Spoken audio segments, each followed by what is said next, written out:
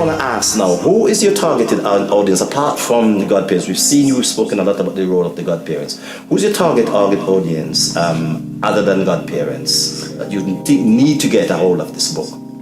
So, in addition to godparents, I'd say parents, especially if you are yet to have your child christened, definitely have a copy of this book because it will help you think about who you want to select to have as godparents for the child.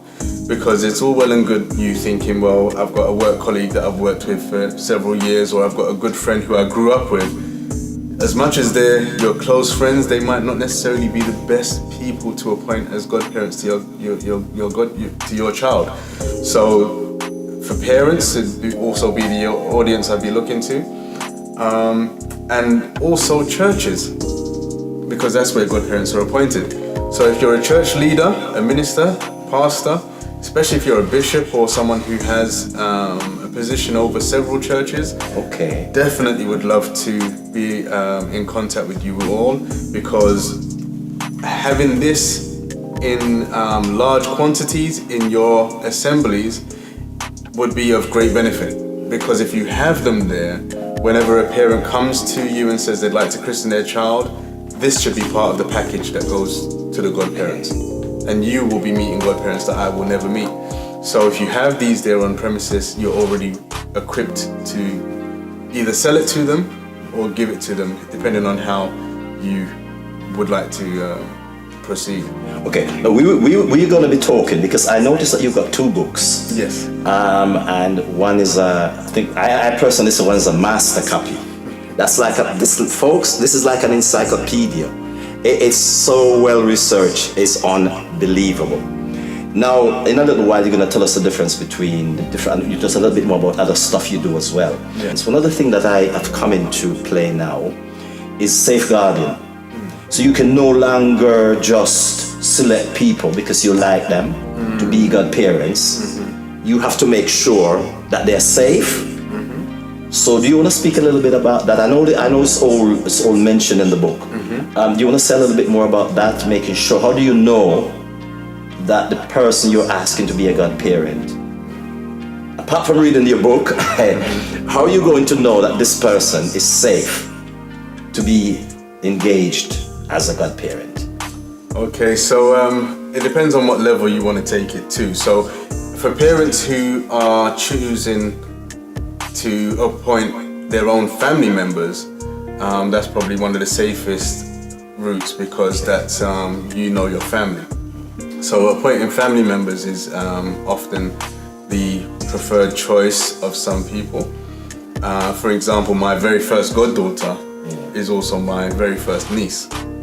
And so that connection there already, she has my heart.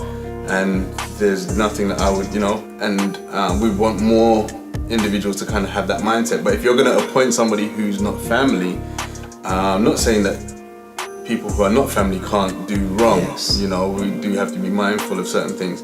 But if you're going to choose someone who's not family, but they're a friend or what have you, there's such a thing called a DBS, where you can do CRB, where you can do a check to find out if this person has any prior convictions or any issues with children, if they're on the register of sex offenders or anything like that. Right. You can check them out before selecting them. So that's one way to safeguard yourself.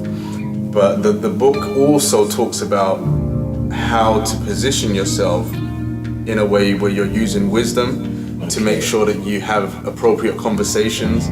So for example, as a godfather to the goddaughter, there's certain conversations that's appropriate and some that are inappropriate, and it's to be mindful of those kind of things, knowing what is wiser to stay away from discussing. Or maybe if your wife, if that person's wife is also the godmother, then letting her have certain conversations with the goddaughter instead of yourself, because of wisdom. Wow, fantastic answer. Wow, so not only is this book good for information, but it's also safe, offers safety for when you're choosing godparents. So one of the problems we have sometimes, one of the problems that parents said to me about their godparents that they have chosen. Because the children do not choose their own godparents. It's the parents that choose them. And most of them, in most cases, some of them can be very lazy. Yeah.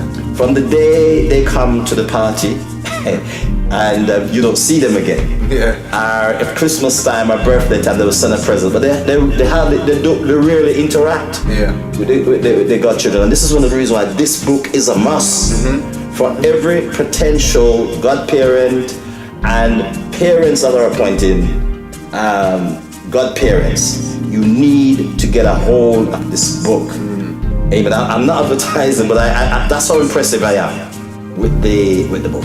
Anything else you want to say before we sort of wrap up into some other quick questions and answers? Yeah, several things. I mean, earlier on was talking about apologizing and forgiveness. I was struggling to find it, but then I went into the contents. That was on page 31 of this edition. Okay. So you can find that there.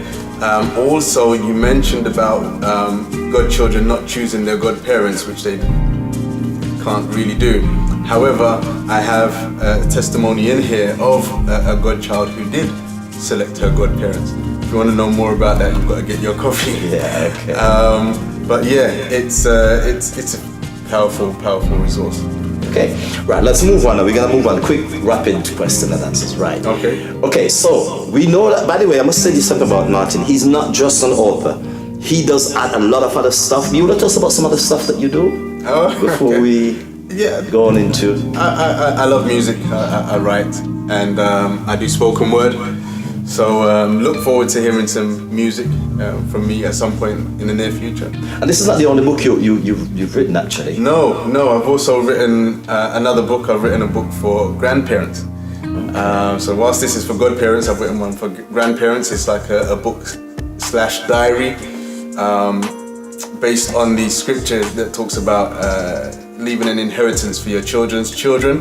So it allows families to, and I really think it should be in every household, it allows families to sit down with their parents, their grandparents, and take information, take notes about their life, growing up as a child, their community, things that they loved, and so on and so forth. And then once they've completed it and maybe put some pictures and stuff in there, they can then leave that book for their own grandchildren or great-grandchildren or great-great-grandchildren as a gift, a family heirloom that they can embrace, and that's starting to take off now as well. Absolutely brilliant. Now, let's go a little bit more into the difference between the master copy, I call it the master copy, and the smaller versions. Anything else you want to tell us about the different versions that you are working and have worked on? Yes, so this one I've heard it referred to as being the ground level. And what I would say is if you have anywhere between 1 to 3 godchildren, you definitely need this edition.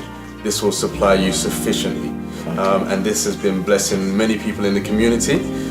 Whereas the Ambassadors edition now, this is if you have 4 or more godchildren, or if you're a minister in the very church where you have several of these that you're giving away to godparents. Every church should have their own version of this one here as a master Ambassadors edition. So for example, if we was a christening where there was 8 children being dedicated, and say for example they all had this copy, but one of them was having an issue with their godchildren and they were like, something not connecting from this book, they could come back to the minister of that church and say, I'm working with this book and I've come up to this hurdle, is there any way you can help me? That minister can draw from their own copy of the Ambassadors edition, and there's a lot more in there that would then help them and support them with this. So just to give a couple of examples, where I recommend several books that you can either listen to yourself or recommend for your godchildren, I give a review on each of those books in the Ambassadors edition.